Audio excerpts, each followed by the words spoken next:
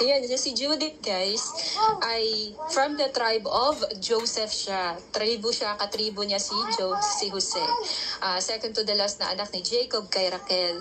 So di pa nakakaalam nga pala si Propeta Elias din pala, no? Si Prophet Elijah is from the tribe of Joseph din. So pala, yun nga, same sila ni Judith. Si Judith, yun nga, din nakapag-asawa na ng same tribe lang din niya. Nakapag-asawa din si Judith ng same tribe na ang pangalan ay Manases. So namatay ang asawa ni Judith o si Manases dahil sa sobrang init, so baka na-high blood siya. Tumaas yung alta presyon.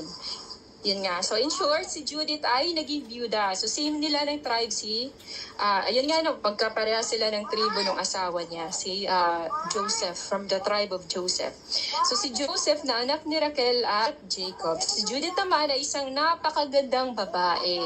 Sa pulpa sa kanyang pagkabata ay napatunayan na ng mga pangulo na ang kanyang karunungan.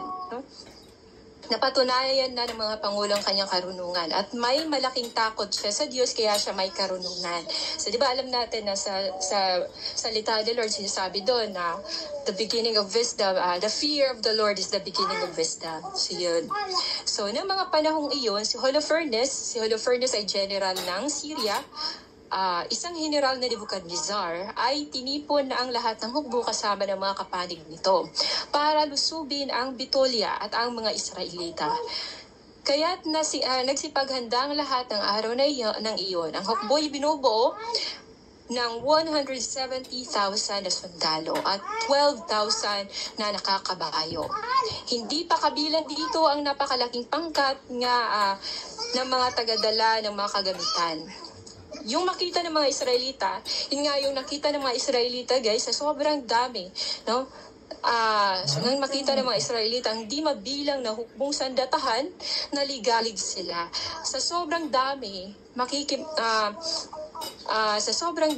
makakapagsabi ka talaga o yung mga tao na nakakita na mapupuno ang bundok, kapatagan at burol ng Israel o yung mga nakapalibot sa Israel. Kung titingnan natin, ang kaaway ay nakikipaglaban base sa kanilang lakas, tapang at dami. So ganun din ang mga Diablo guys. No? Kaya nga isang Kristiyano versus batalyon na Diablo yan. Kasi nga yung kapangyarihan na meron ng Diyos ay hindi basta-basta. Kaya dito makikita natin dito yung mga kaaway ng Israel noong panahon talagang sobrang dami. So dun sila nagre-rely sa lakas, tapang, sa sandatang na meron sila at sa dami ng mga sundalo na meron sila. So yun nga. Kaya yun nga, matatakot talaga mga mata na makakakita ng ganong kadaming kalaban na sasalakay. Lalong-lalo na kung nasa sa loob ng Israel ay konti lang sila. Diba? Konti lang sila. Tapos ganun kadami ang sasalakay sa kanila. Pero kasi ang nilukuban ng Holy Spirit, no? Yung matatakot yung mga nakakakita ng ganong kadami at wala silang tiwala sa Diyos. Pero kapag may takot ka sa Diyos at nilukuban ka ng Holy Spirit ni Lord, ay may angking tapang na mula sa Diyos syempre. Dahil hindi ang tapang ng isang tao o lakas ang makikipaglaban, kundi ang kapangyarihan ng banal na Espiritu. Kundi sa pamamagitan ng kapangyarihan ng Diyos. Pero kahit ganun pa man na nababahala sila guys, kahit ganun pa man na nagbabahala ang mga Israelitas na nakikita nila na ganun kadaming kalaban. Yun nga, yung kalaban natin ay roaring, paikot-ikot, nagpalibot sa atin, nakapalibot sa atin, no? Seeking whom he may devour. Seeking whom they may devour. At yun nga, yun yung ginagawa din ng kaaway ng Israel. Sa panahon ni Judith, no, talagang pinaligiran din sila, nakapaligid sa bayang Israel. So, ang ginawa ng kaaway, guys, yun nga, yun yung nangyari sa panahon ni Judith. Pero kahit ganun pa man daw kadami ng mga nakikita ng mga Israelita, nababahala sila, pero ganun pa man na nababahala sila, no? Kahit na ganun kadami mga nakikita ng kanilang mga mata, ay kumuha pa din ng sandata yung mga Israelita. Parang bahala na, parang ganun. Bahala na, mamatay na kung mamatay, parang ganun. Tapos, at nagsindi ng mga ilawan sa mga tanggulan at magdamag na nagbantay. So kahit sobrang dami na ng kalaban nila, alam nila na libo-libo yung kalaban nila nakapalibot doon. May mga nakakabayo pa.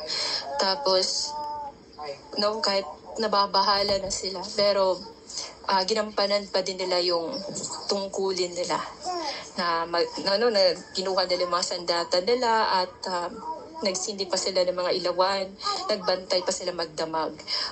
Kinaumagahan, si Holofernes sinisiyasat niya ang lagusan ng bayan at bukal ng pag-iigiban ng mga Israelita. Yun nga, dahil yun nga nagustuhan ni Holofernes na may pakinabang yung lagusan, pati yung bukal ng tubig kung saan nag-iigib ang mga Israelita. Kaya ang ginawa ni Holofernes ay inagaw niya. So, syempre, yun nga ang gagawin talaga ng kaaway, agawan ka ng mga bagay na magpapalakas sa'yo. Spiritual o physical man yan. Katulad ng tubig. Magbibigay sa atin yan ng lakas. Kahit hindi tayo makakakain, basta may tubig tayo iniinom. Hindi tayo mag-dehydrate, hindi tayo mamamatay. So, yun yung ginagawa din ng kalaban natin na si Satanas, ginagawa niyang lahat para magiging dry tayo, hindi mag-flow yung living water ng Holy Spirit sa puso at buhay natin. Yun yung ginagawa din na nila Holofernes. Parang papatayin nga, yun, hindi nga parang, talagang papatayin. Yun yung determinado sila, yun yung plano nila. Makikita natin na gagawin talaga ng kaaway lahat para lang mamatay tayo. Para lang mamatay yung mga pinili ni Lord, mga tunay na Christians, mga tunay na Jew na may talagang malaking pagmamahal o may takot sa Diyos yun. At tatakutin, gagawin nila ang lahat. Tatakutin sa lahat ng plano nila, sa lahat ng gagawin nila. Para lang susuko ang tao, isusuko ang sarili, magiging alipin ulit ng kaaway, ganyan din sa spiritual. Ganun din. Halimbawa, set free, nagkaroon ka na ng freedom. Tanggap mo sa Lord Jesus Christ. Yes, unti-unti papatayin. Ang gagawin na naman ng kalaban ay papasukin ka. Gusto kang pasukin, paikutan ka. Katulad ng ginawa ni Holofernes sa kanyang mga sundalo, nakapalibot sila sa Israel. So, ganun din ang kalaban until now sa atin, guys. So, hindi natin sila nakikita kasi pag nakita natin sila, lilipad agad yung rebuke. I-rebuke agad sila.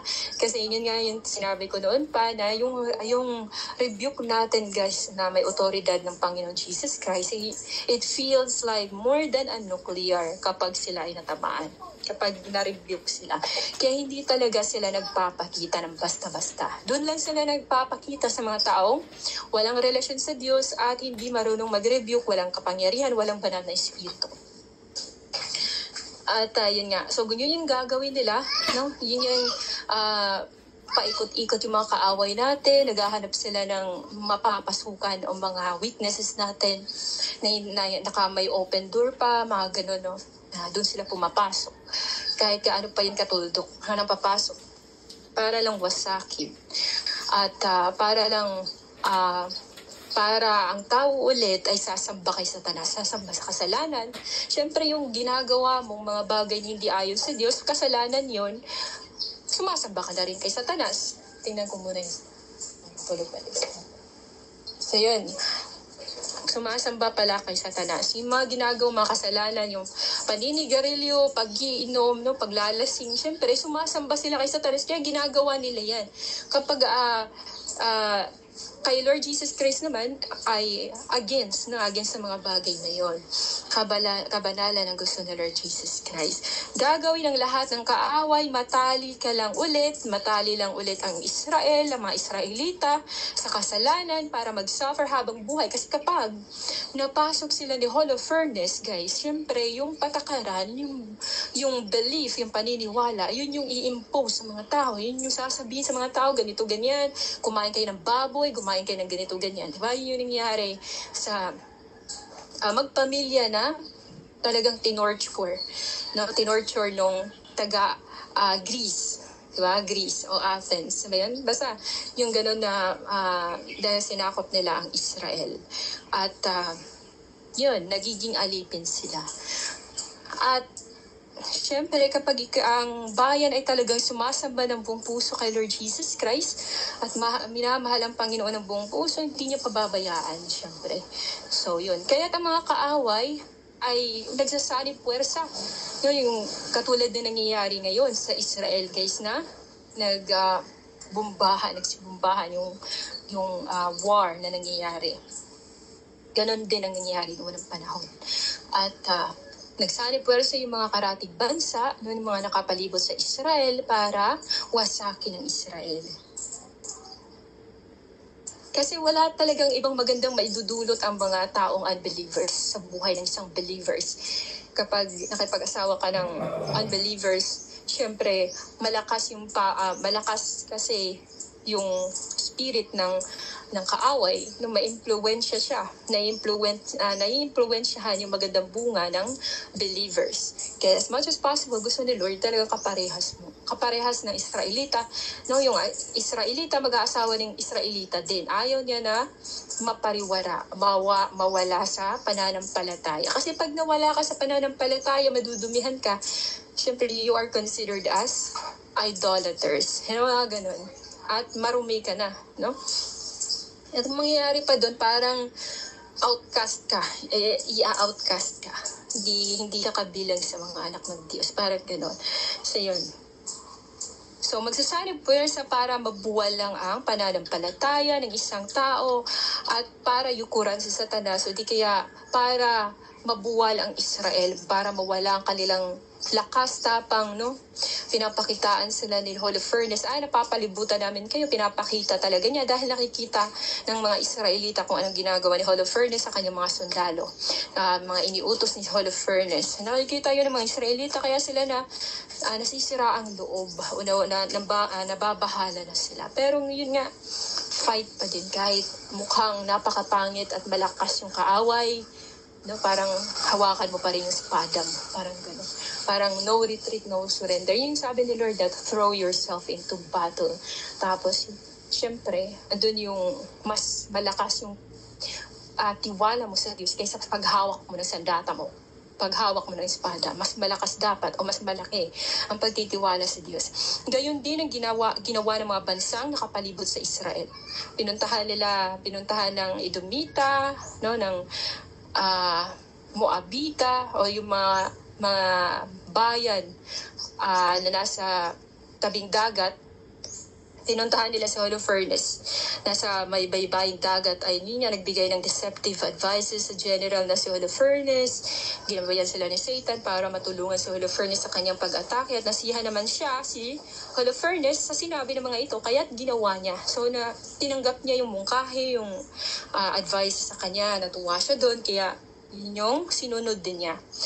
Ang sinabi kasi, yung mga advices kasi ng mga Moabita, Edomita, yung mga bayan na nasa baybaying dagat, sinabi nilang kubkubin daw yung mga bukal ng tubig para kapag nanhina daw yung mga Israelita, guys, ay sa sobrang uhaw, o dahil yun nga, dehydrate na, ang mga Israelita mismo ay susuko. No, isusuko nila ang kanilang sarili, pati na ang kanilang lungsod. Yun yung plano nila. Tanggalan ka muna ng parang magiging pilay ka, something gano'n, no, sa buhay. Parang bibigyan ka ng problema, para problema ka, tatanggalan ka ng mga bagay na meron ka na parang nakakapagpa-complete sa'yo. Yung good health is a very big blessing na yun.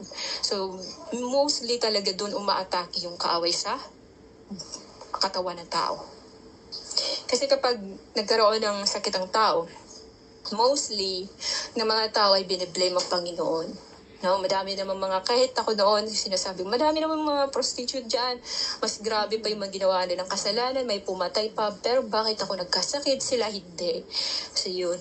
No, may mga times na gano'n. Gusto ng kaaway na magre-response tayo ng negativity o negative na mga salita sa Panginoon para masaktan, masugatan ang puso ng Panginoon. So yun nga, kaya't ang mga taksil, yun nga, walang takot sa Diyos, sa mga Edomita, Yun yung pinagsasabay nila kay Holofernes. Para, yun nga, para maisagawa na yung plano nilang pag-atake at mapasok nila. So, yun yung gagawin ng kaaway batalyon. Isa ka lang. Isang pastor at batalyon na kalaban.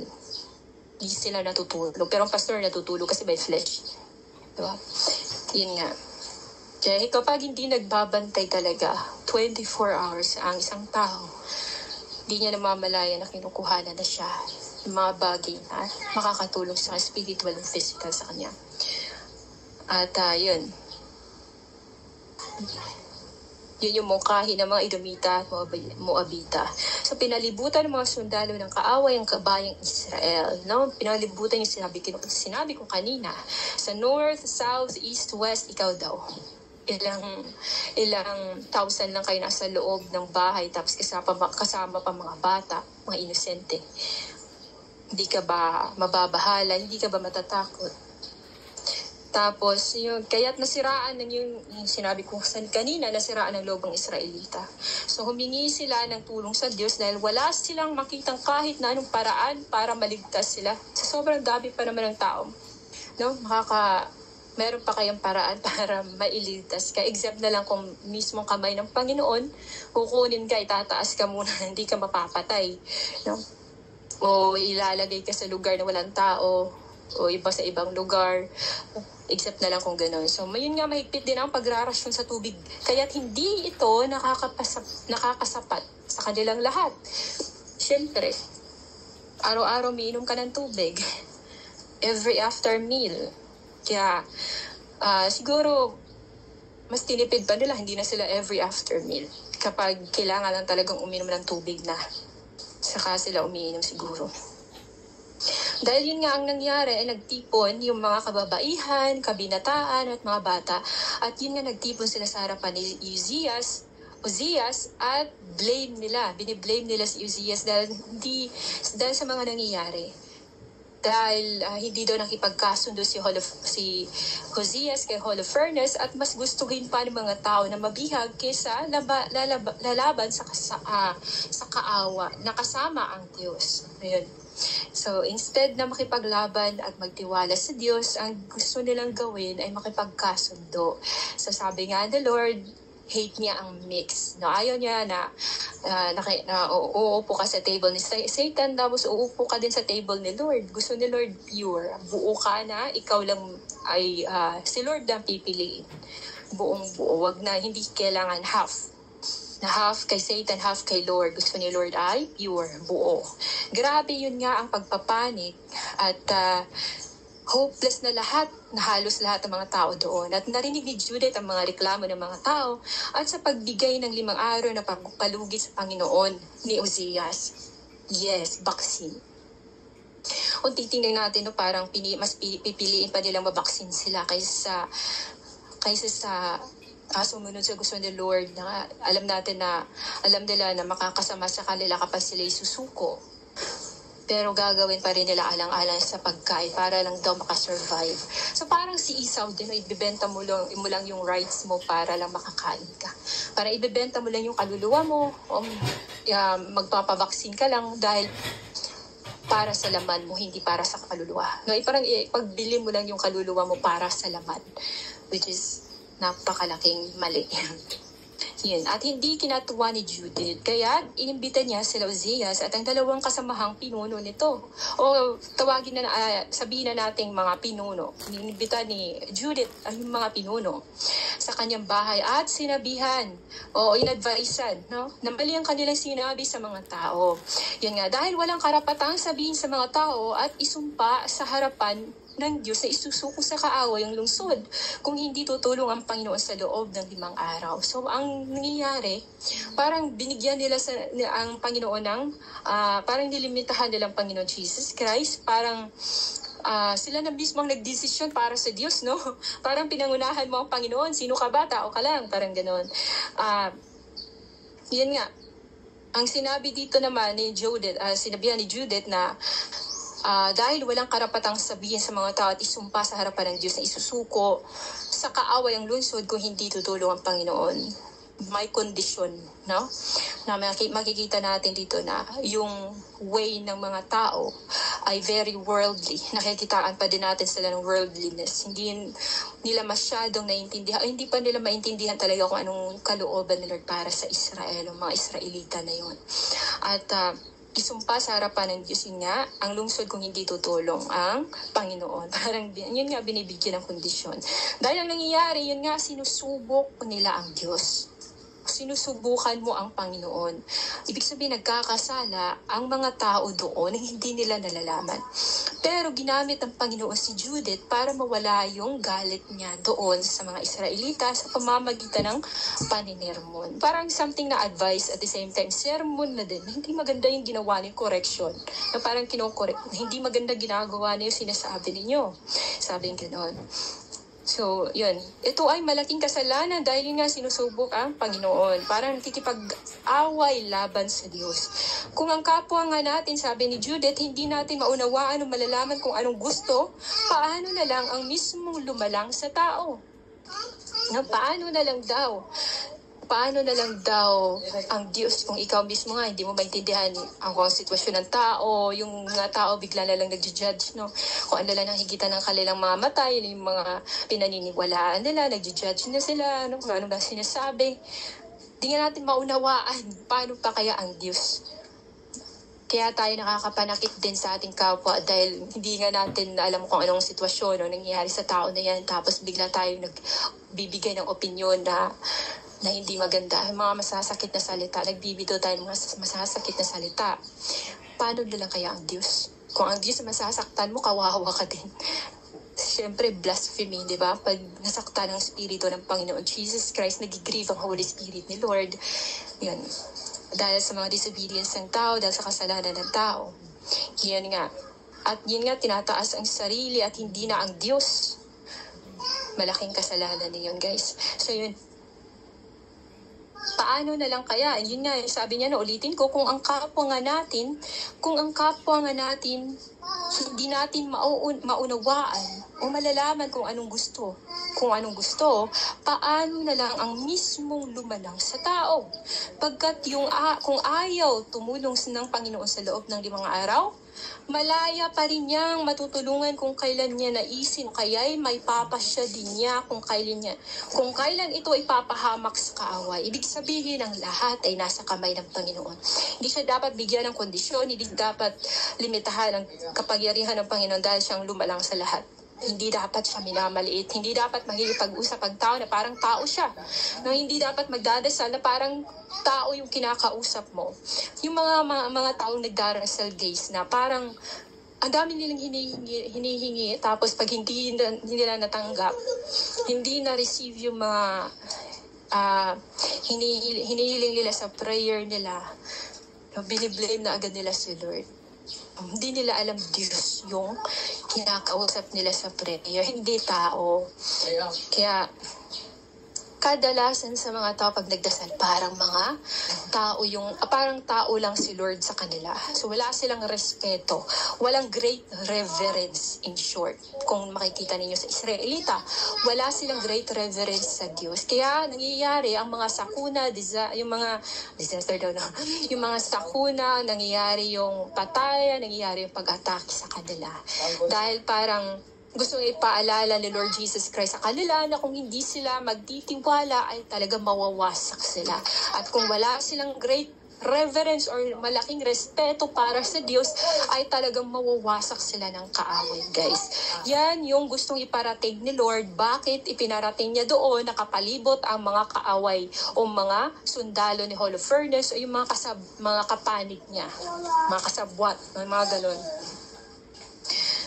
Yun nga. Malaya ni Lord na gawin kung anong gusto niyang gawin. Hindi dapat limitahan ng Panginoon na ating Diyos, di ba? Hindi rin siya maaaring bantaan. Para ka nakapagbanta ng tao or animals, no? Ang Panginoon, Jesus Christ, hindi lamang ang kahit na sino sa Panginoon Jesus Christ. Walang ibang yun nga. Nagkaon ka. Kasi kayo nag-Bible study eh. So yun. At kung kanyang mararapatin, tutulungan tayo. Walang sino mang sumamba sa Diyos na buhay na kanyang pababayaan, guys. Tandaan niyo yun tandaan natin na kahit sinong tumawag sa pangalan ni Jesus Christ at hindi ka naman lumuluhod sa mga santo ni Maribulto kung ano pa man dyan, ikaw ay hindi pababayaan ni Lord. Hindi kanya hahayaan na mapahamak. Ang tagal na. So yun, dahil wala namang ibang sinambang Diyos-Diyosan, kaya for sure, hindi pababayaan ni Lord ang tao na buong pusong sumamba at nagtiwala sa Diyos. Kung magkasakit ka man, huwag kang mag-alala, hindi ka pa mamamatay. No, kung hindi ka man makakalakad, huwag kang mag-aalala dahil hindi forever na hindi ka makakalakad. Dahil ang lahat ay nasa kamay ni Lord. No? May panahon para sa makalakad ka, may panahon din sa gagaling ka, may panahon sa lahat.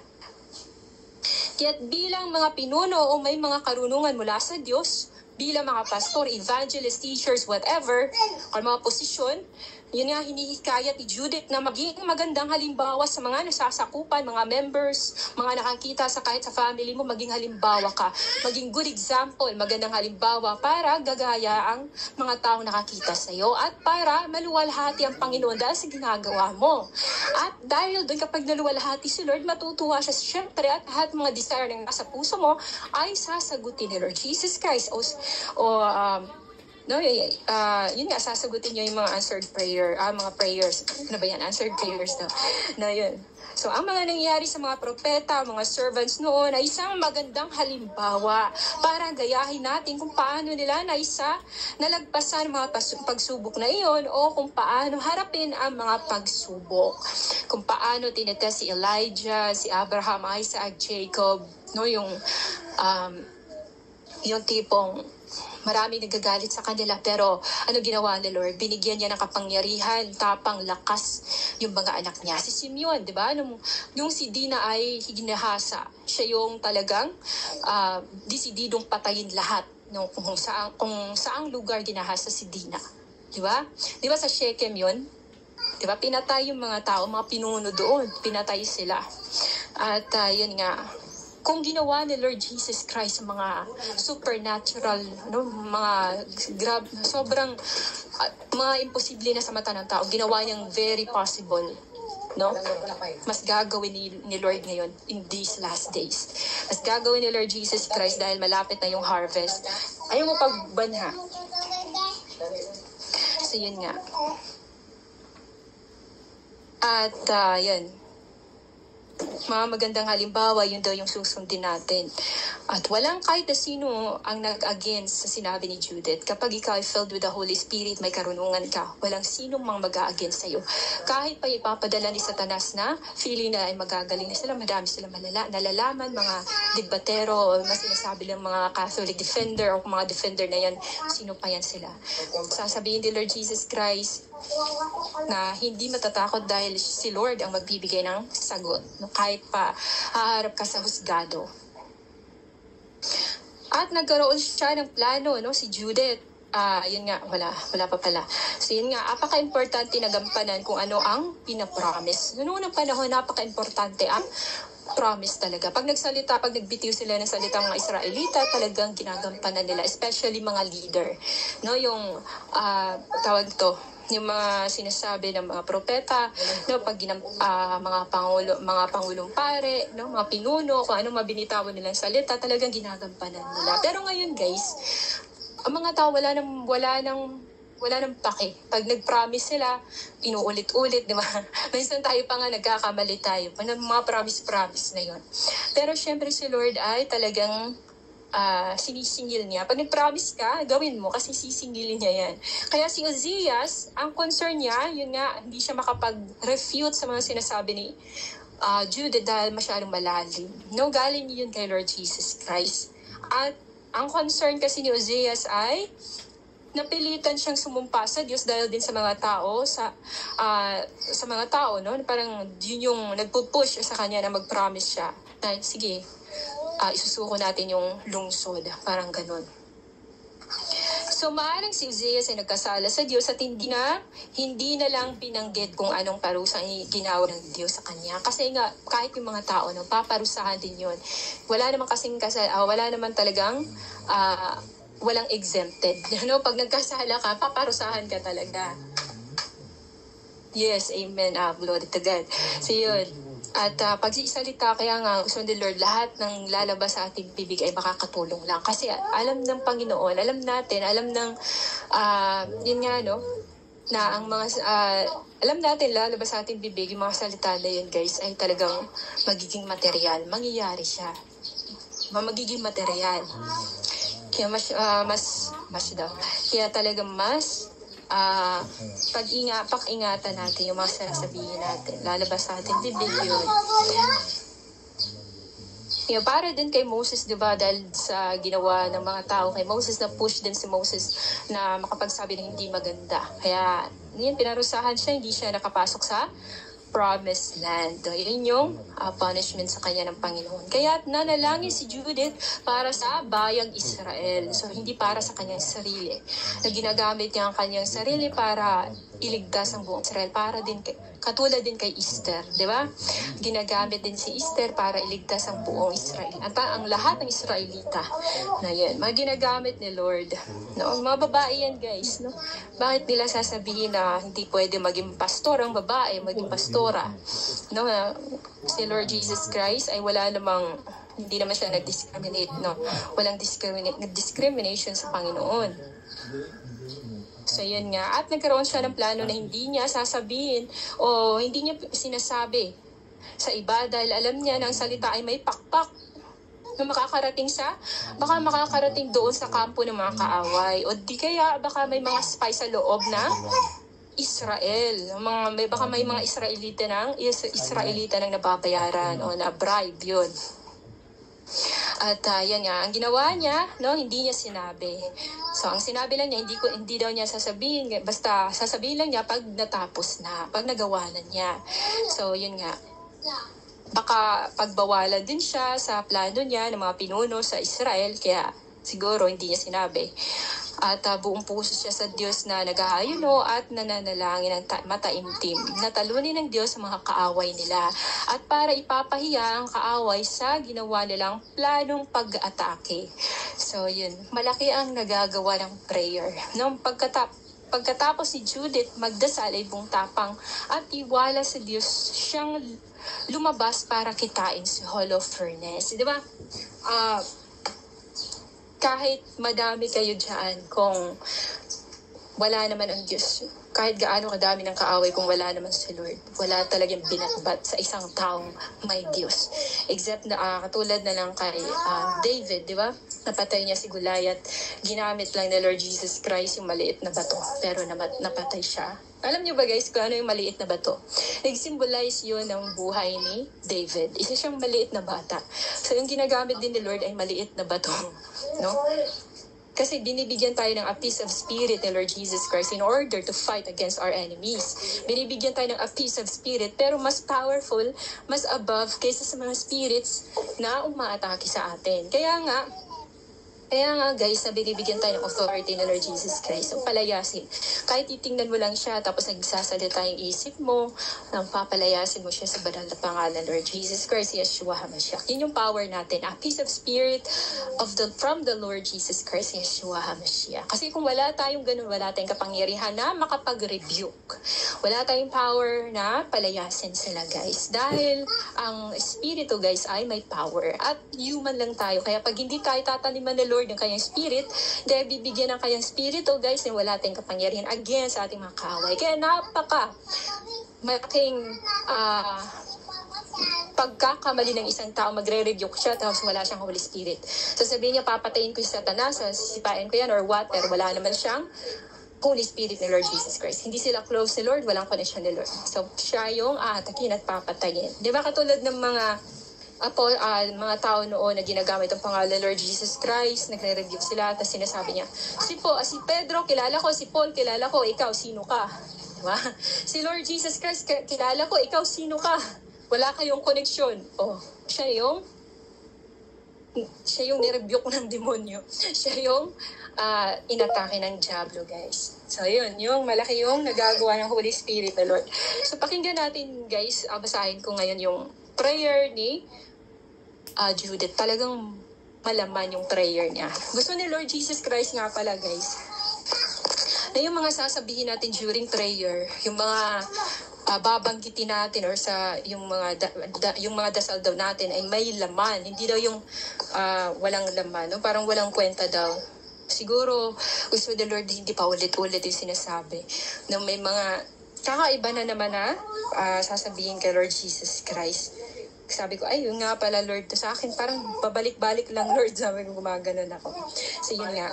So, ito yung dasal ni Judith. Sabi niya, Panginoong Diyos, ng aking ninunong si Simeon. Binigyan po ninyo siya ng tabak upang makapaghiganti sa mga dayuhang dumukot kay Dina na isang berhen at sumira sa kanyang damit. Pinahiya siya.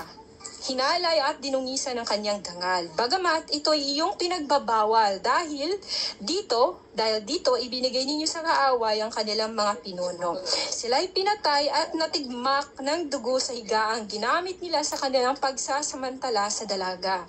Yung pinatay ang mga alipin at ang kanilang mga Panginoon sa kanilang mga luklukang trono. So walang wala talagang pakialam no pag halimbawa nag-take revenge na si Lord Jesus Christ kahit anong pang posisyon magdyan. Hinayaan ninyong maagaw ang mga asawa nila at dalhing bihag ang kanilang mga anak na dalaga. Ang kanilang kayamanan ay sinamsam at ipinamahagi sa inyong minamahal ng mga anak na lalaki na masigasig na naglilingkod sa inyo. Ang mga kapatid ni Dinay, labis na nagulat sa kalapastanganan ito sa kanilang pamilya, kaya't sila'y nagpasaklolo sa inyo. O Diyos, ang aking Diyos, o Diyos, ang aking Diyos, dingginin niyo ang samo ko na isang byuda. Lahat ng naganap noon ang nangyayari ngayon at ang susunod pang magaganap ay pawang may kapahintulutan ninyo. Kaya ang nagbalak ng mga umiiral, gayon din ang mangyayari pa. At ang itinagda ninyo ay nagaganap nga. Ang mga bagay na hinahangad ninyo ay nagsasabi ngayon, narito na kami, sapagkat handa ng lahat ang inyong mga kapasyahan. At humahatol kayo ayon sa nababatitin niyo mula pa noong una.